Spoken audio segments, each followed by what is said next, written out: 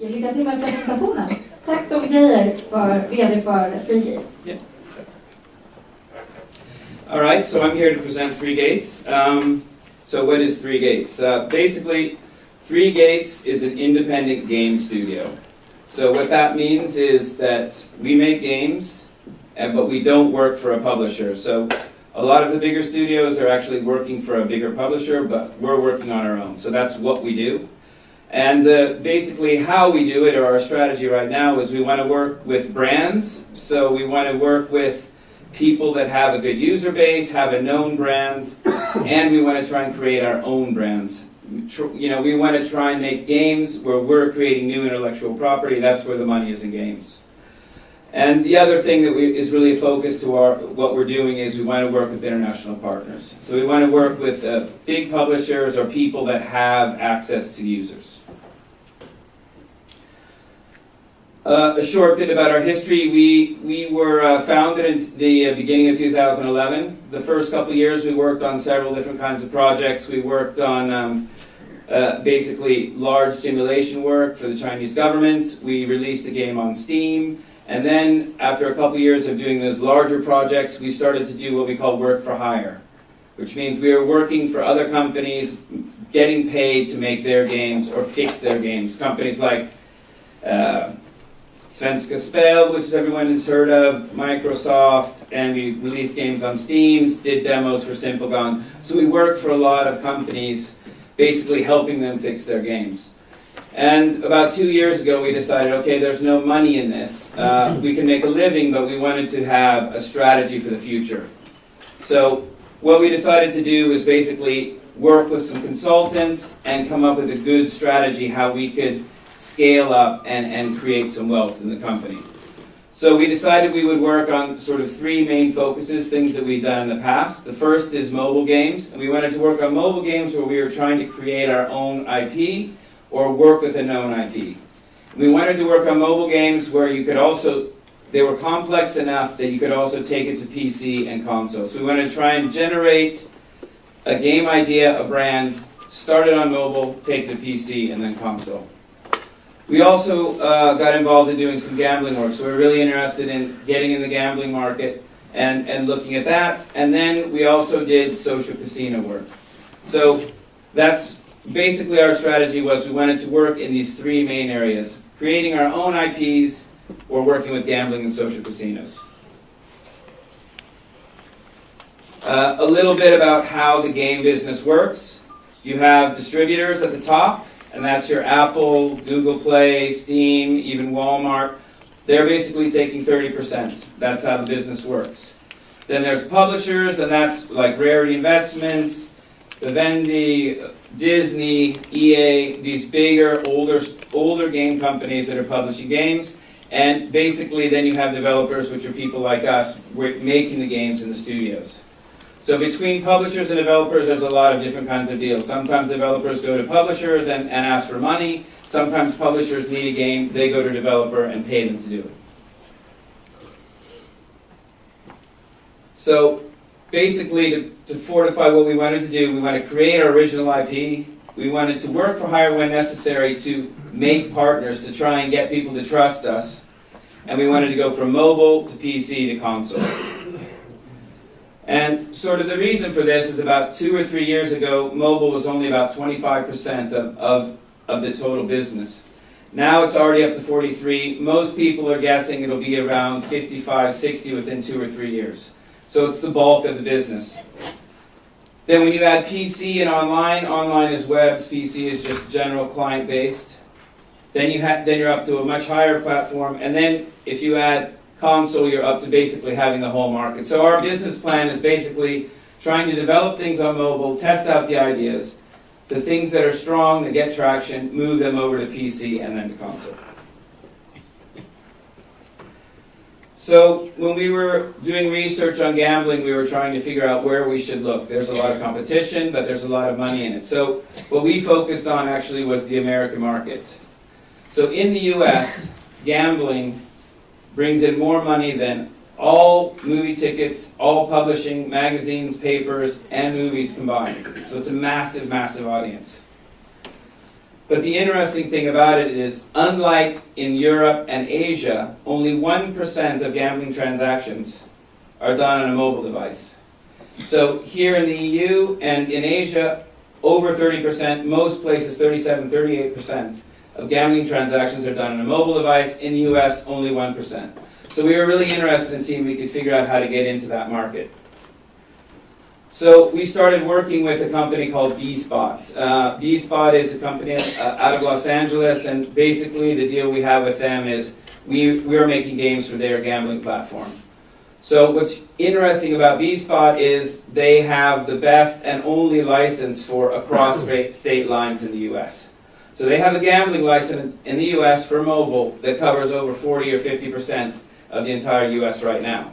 And they're adding more states all the time. So they're due to have a big launch in December of this year. So basically what we're trying to do is get as many games in their portfolio as we can before they launch and hope that they do well. But we really think they're going to get some good traction.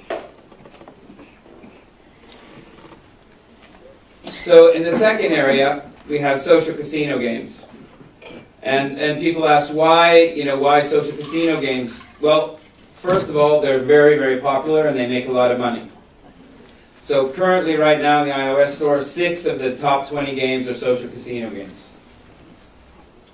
And the other thing about social casino games that's so good is that their users are much more valuable than a normal game's users, because real gambling companies are very interested in both advertising to them and getting the user base.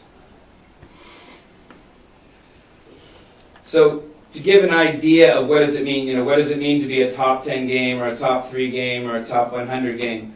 A top 10 game will make anywhere from $1 up to $5 million a day, US.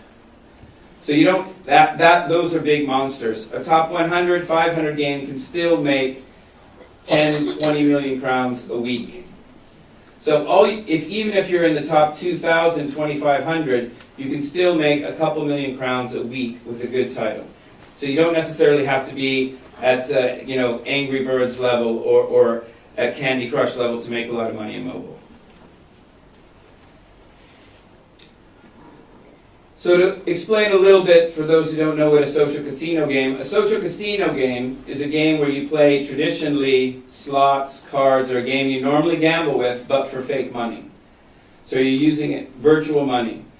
And what you're doing is, what most people are doing is they're competing on leaderboards, posting on Facebook, competing with their friends for social cred, badge value, this kind of thing. So it's very popular in the US. It's also popular here. There's a lot of companies involved in doing slots, cards, dice. So what we did is we tried to figure out some other way that we could get in. So we basically last summer worked with a company out of Silicon Valley called MyBookie Inc. And we sort of did this research project, and we developed a social casino basically structure for sports betting. And the idea of this whole system is that we can use it across several different social casino areas. So it's a system that we could use for esports, for fantasy sports, or for real sports. And this is a short trailer, let's hope the sound works, for the game we made last summer.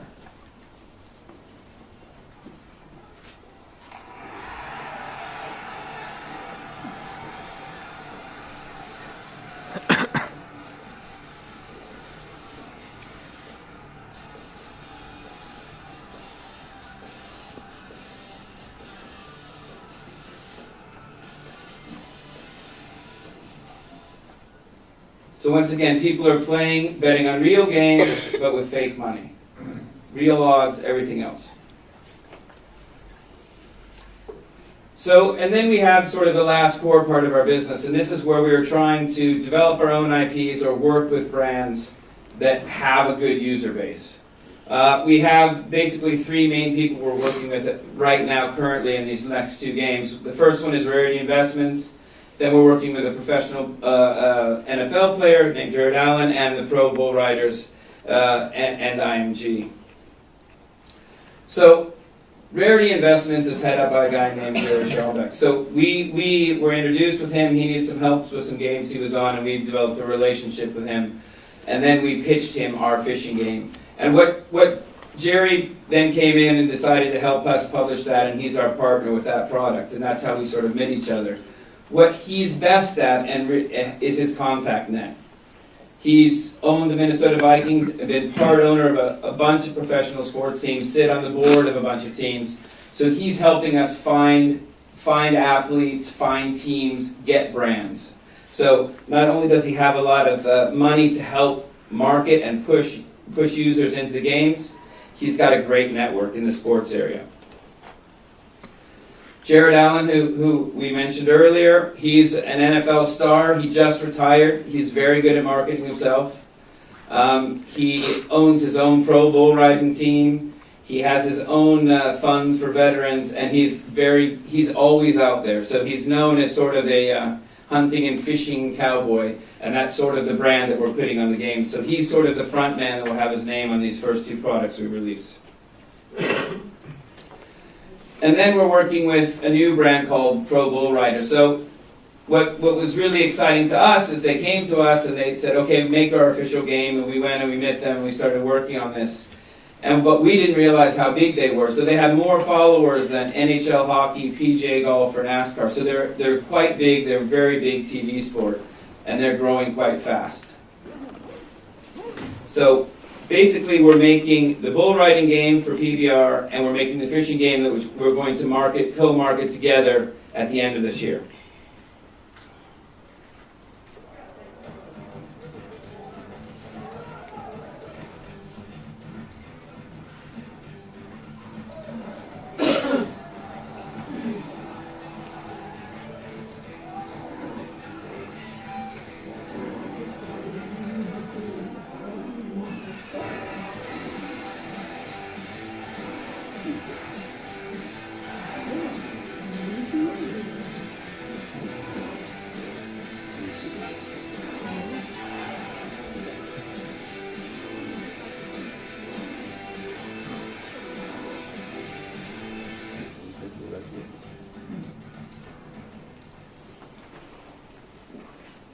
So basically we've been there 3 or 4 times this year, but we were there scanning the bull rider's face, scanning the bulls, so we're adding actually the real bull riders and bulls into the game, so that's the next step. So this will be a game that we'll be releasing very soon at the end of August, early September, and obviously for mobile to start, and hopefully for PC and console in the next step. So the game that we're marketing with that game is the game that we pitched to them, which is a game that we've been working on for a couple of years. And the reason we decided to come up with a fishing game was we were out researching the mobile market, and what we saw was there was 5 fishing games. They're all making about 1.5 million crowns a week, and we thought we could make a much better one. So that's the history behind it. So we decided and we thought about how could we make a better fishing game than what's out there. And we have some very good techs in our team, so we came up with our own moving water system. So that's sort of our unique selling point. So this game will be coming out and be marketed together with the bull riding game. Here's a short trailer of that.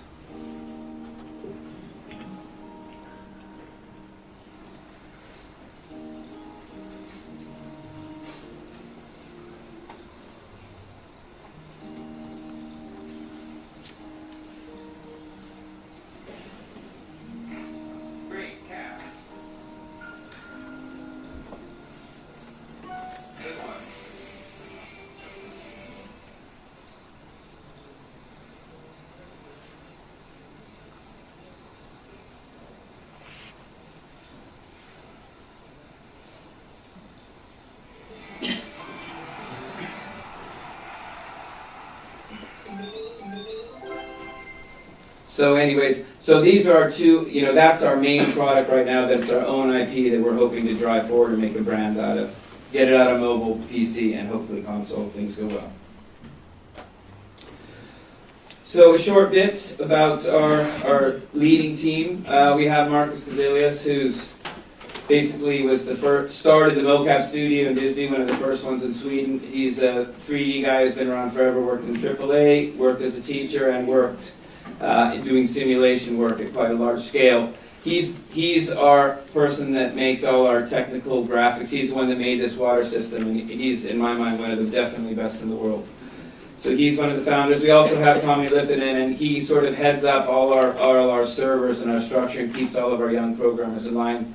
He headed up the game department in Uppsala for programming and has tons of experience running all our servers. And at this point, I would like to bring up Jochen Dahl.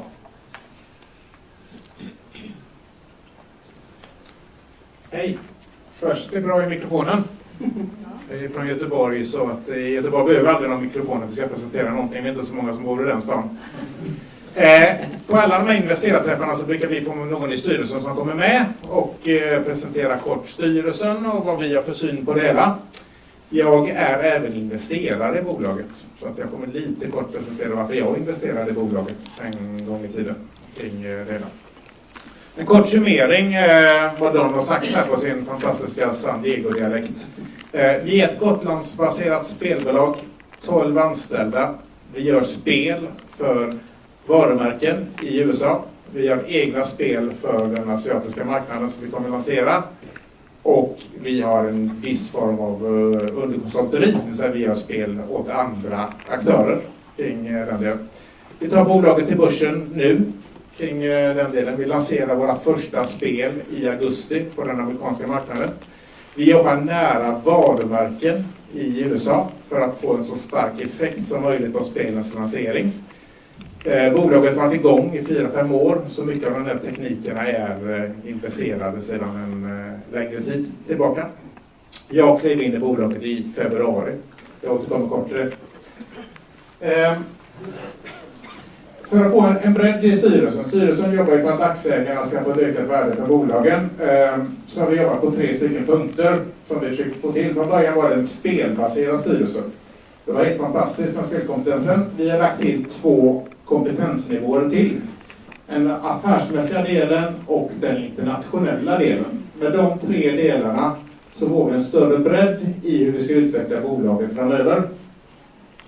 Viktor, med våran ordförande, jurist, affärsutvecklare från energibranschen och även han investerare, sitter på ett stort kontaktnät i Mellanöstern och Asien. Rune Döderup, norrman baserad i Stockholm, investerare, var med i Maria Bingo, Maria Invest och i flera andra spelbolag. Rune sitter på ett stort nätverk mot den asiatiska spelmarknaden och han driver själv ett kasinobaserat bolag på den marknaden. Håkan sitter med spelkontakterna, är den stora spelutvecklaren i styrelsen och har all kunskap att hämta framförallt mycket av våra studenter från Gotlands högskola. Don har ni hört tidigare. Sean sitter i USA. Många frågar varför han är en amerikan med i styrelsen. Sean har lanserat 600 spel över hela världen. Tidigare en av de högsta cheferna på PR-avdelningen i Sony och Ubisoft. Och sen har vi mig själv. Jag började jobba med spel 1993. Var med och byggde upp ett litet tv-program i Sverige som heter Bingolotto. Som blev hyfsat populärt. Och sedan gått vidare med olika spelvarianter och digital verksamhet. Har de 8 senaste åren investerat i spelrelaterad verksamhet. Jobbar för ett av de större investmentbolagen i Sverige i spel. Och driver även ett eget investmentbolag. Sitter även i styrelsen i ett annat spelbolag som inte konkurrerar som heter Bingo.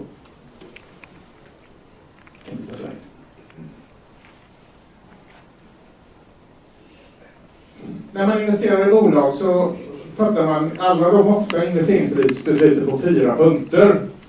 Det är ingenting som jag kommit på själv, utan Uppsala universitet gjorde en stor studie. Varför investerar svenska investerare i bolag? Och jag jobbar själv efter den här 4-punktsmodellen. Jag tycker den är väldigt bra och den har gett väldigt bra effekt. Den största och den viktigaste punkten är entreprenörerna, ledningen, styrelsen och personalen i bolagen. Den andra delen är att det finns produkter som ligger nära marknaden. Den tredje delen är att det finns en marknad givetvis. Och den fjärde delen är att det finns den finansiella möjligheter i det. Min analys när jag gick in i bolaget, jag investerade i februari. Jag är med garanterar emissionen nu. Jag kommer vara med i IPO också. Jag har ett strategiskt intresse i det här bolaget. Det innebär att jag har inget exit-perspektiv. Jag kommer aldrig sälja en aktie så länge jag sitter i styrelsen. Tvärtom kommer jag köpa aktier för jag anser att det är ett som mina antaganden som styrelsemedlem och med att driva upp bolaget och framåt. De och de amerikanska kontakterna är väldigt viktiga för bolagets nätverk. Vi har väldigt short time to market. Vi ligger nära marknaden. Jerry som nämndes tidigare här sitter på ett fantastiskt nätverk. Tidigare minoritetsägare i Disney, tidigare ägare av Minnesota Vikings, sitter idag i Pepsi Cola styrelse. Han hjälper oss mycket för att snabbt få ut spelare på den amerikanska marknaden. Vi har en bredd på vår spelportfölj, alltså nummer 2, man får titta på produkterna man investerar. Vi jobbar med 3 olika typer av spel, vi har då 3 olika affärsmodeller, vi har spridit riskerna. Den tredje delen är marknaden, där vi har inte pratat om, ni känner till, det är gigantiskt stor spel, dataspelsmarknaden är. Och den fjärde delen är hur ska jag få tillbaka mina pengar, är det här? Ja, det är därför vi gör en börsnotering kring den delen. Jag investerar aldrig i onoterade bolag som alltid ska vara onoterade. En notering är ett sätt att få en likviditet i aktien och kring det. Så som det ser ut idag så har vi ett teckningserbjudande som stänger väldigt snart, som ser imorgon. 35 kronor aktien. Vi har ett emissionsbelopp på 12 miljoner. Det är fullt garanterat till 10,5 och resten är täckningsförbindelser. Så det är inga problem med att kapitalisera bolaget. Värderingen är på 34 miljoner. Det som ni som investerare ska fundera det här egentligen, det är man måste alltid göra en riskanalys när man investerar i bolag. Min riskanalys av det här bolaget bygger på 2 punkter. Och det är de vanligaste punkterna i spelindustrin. Nummer 1. Lyckas vi få ut spelen på marknaden? Har vi någon organisation? Ja, det har vi här. Gotland är en bra bas med en helt annan lönenivå. Ligger oerhört nära spelhögskolan i Gotland och får tillgång till studenter. Kring den delen. I stort sett en av de största aktörerna som plockar upp studenter. Nummer 2, den andra riskanalysen är, kommer spelen lyckas på marknaden? Vi har ju Angry Birds med finnarna som lanserade 52 spel innan de lyckades. De första spelen som vi lanserar här bygger på varumärken, bygger på en aktör som finns. Det här 20-spelet, TBR, Pro Bull Riders, har redan börjat marknadsföras i USA. Och då jobbar vi med en liten detaljhandelskedja som heter Walmart, som är världens största kedja. De är med i lanseringen till marknadsförare. Så den närheten till marknaden gjorde att jag vågade investera i det här bolaget. Och det fanns en möjlighet att kryssa igenom alla punkter på riskanalysen. Vidare som man ska fråga sig värderingen. Det är jätteviktigt för er som investerar och tittar på värderingen här. Den här typen av bolag kan vara svåra att värdera i de här tidigare värdena. Då får man använda något som heter förlustvärdering. Jag brukar göra väldigt mycket att man tittar på vad andra bolag har värderats kring deras IPO:er. Det ligger i det sammanhanget som minst ett svenskt bolag noteras som en vecka med samma värdering. Därför tycker jag värderingen var fullt acceptabel för mig att kliva in i det. Ja, det var en resultat. Jag ska på Bromma om 40 minuter så att jag tänkte att jag skulle utmana ödet här lite och vara med på presentationen. Jag var med i Stockholm för 2 veckor sedan. Jag jobbar även med diplomatiska frågor. Därför har jag jobbat för en ambassad i närheten. Det var där jag kunde komma och vara med. Annars är jag ganska försiktig och står på scenen. Jag är en investerare som hellre vill verka utan att synas. Tack! Ja, då får vi tacka Free Gates AB så mycket. Är det någon publiken som har någon fråga? Ja? Ja, de här spelen krävs det tillstånd för dem, lotteriinstitutionerna. Är det spelpengar eller är det vanliga spel bara? Krävs det tillstånd för spelen? Jag kan börja på så får vi lite Göteborgskväll igen. Nej, delvis. Det finns både ja och nej på den frågan. Spel för pengar bygger på 3 stycken varianter. Den vanligaste och största delen är rena kasinospel. Då har vi Betsson och Unibet som är mest kända kring den delen. Vi kommer inte satsa på den typen av rena kasinospel. Vi kommer satsa på nummer 2 som är någonting som heter Social Casino. Ett av de mest populäraste spelformerna i USA. På 20 topplistan i USA så är 6 stycken av de här spelen upp i topposition. Det innebär att du spelar för låtsaspengar. Du vinner ära, du vinner kunskap, du vinner möjlighet att dela på Facebook och liknande. De spelen krävs inga licenser eller inga rättigheter för. Den tredje delen som vi tror väldigt mycket på det är spel, alltså betting på rena dataspel kring den delen. Där har vi avtal med B-spot i Los Angeles. B-spot i sin tur har licens för att erbjuda spel på den amerikanska marknaden. där du vinner pengar på hur duktig du blir inom spelen. Den fjärde delen man kan lägga till också, som är en område vi satsar väldigt mycket på, det är betting inom e-sports. Därför bygger vi upp en plattform för att kunna ta emot vadslagning inom e-sports. Och för stunden krävs det inga tillstånd kring den delen. Hoppas det var svar på din fråga. Ja. Några korta frågor. Vad ska ni använda pengarna till? Det ena, vad har ni för burn rate, räknar ni under året? Och tredje, vad tjänar ni då på när de spelar med virtuella pengar? Vad får ni för intäkter? Får vi börja med den första då? Vad ska ni använda pengarna till? De 4 delarna som ni som investerare får titta i det här bolaget på, det är först hur mycket pengar behöver de? Vad ska de göra med pengarna? Vad får man tillbaka för pengarna? Alltså vad kommer vi tjäna på det här? Och 4, vad är exiten kring det? Det är ju börsnoteringen kring de delarna. Vi söker 12 miljoner. För de här 12 miljonerna vill vi ta tag i den amerikanska marknaden. Lyckas lansera fler spel efter Bullrider-spelet. Vi jobbar tillsammans med ING. ING är världens största bolag inom varumärkeshantering. De sitter på fler rättigheter och fler titlar. Vi tror att lyckas vi väl med Bullrider-spelet så kan vi få chans att lansera fler spel på den amerikanska marknaden. Då vill vi vara kapitalstarka och ha en kassa kring den delen. Vi kommer att lansera spel även för den asiatiska marknaden. Vi jobbar med ett Dragon, ett drakbaserat spel som ska bli för pengabaserat. Så i våran teaser som finns på utsidan så finns alla spelen listade och det är de som pengarna ska användas till. Jag personligen i styrelsen kommer jag vara väldigt hård för förvärv. Jag har varit med i bolag tidigare där vi har förvärvat ganska aggressivt. Det har varit bra för börskursen och det har varit bra för bolagets utveckling. Så jag hoppas en del av pengarna kan användas till förvärv också. Frågan var burn-raten. När vi tar in de här pengarna i bolaget så är det pengar till oktober 2017. Yeah. Ja. Och jag tror i år bränner vi 4 miljoner. Ja, 4,12. Vad kommer vi tjäna? Då är den tredje sista frågan. Vi lämnar över till dem. Well, yeah. Well, this question. What's the profit in the company in the future? Yeah, I mean, well, our goal is to bring in at least 50 million in 2.5 years that year, with at least half of that being profits. We think that's easily achievable with the products we have right now. It's very hard to project games. But we know through certain games like bull riding and fishing that we already have an audience, those will be a little bit more stable. So we think it's a very modest projection.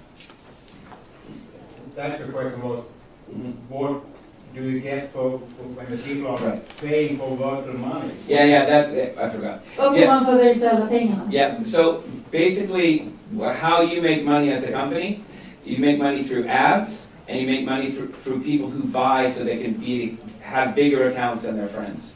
So a lot of times when you make a bet, you hit a button and watch an ad, then we get paid when they watch that ad, and that increases their bets, or they just buy more virtual currency in the game so that they can beat their friends. Svaret på frågan, alltså hur tjänar man pengar på spel där man inte betalar någonting för att spela, utan det finns 2 delar. Man tjänar pengar på annonsspelet, nummer 1. Nummer 2, man tjänar pengar på att spelaren köper spelmarkörer för att kunna spela mer som han eller hon inte kan vinna några pengar på sen. Och då frågar många, håller där? Ja, det håller. 10-20-listan, eller topp 20-listan i USA, 6 spel domineras av den här spelformen. Ja, någon mer fråga? Ja, där borta. Hur många andra aktörer håller på med betting inom e-sport? Hur många andra aktörer håller på med betting inom In esports, there's 2 or 3 big companies right now just getting into it, but it's quite new. I'm quite sure that a lot of companies will be into it. But we're not focused just on esports. But I think in general esports will be huge. It's probably one of the biggest investment areas right now in games in general. Hur ska ni urskilja er mot de andra, typ Betsson eller? I mean, we're not planning on having, basically our platform is a social casino platform that will work with esports just as it works with something else. So we wouldn't try and go against Betsson. What we would try and do is sell them our platform. Yeah, or somebody like that. Så hur ska de stå sig i konkurrensen? De ska alltså försöka sälja plattformen till konkurrenten? Well, work with a partner that already has a user base. Yeah. Har någon mer fråga?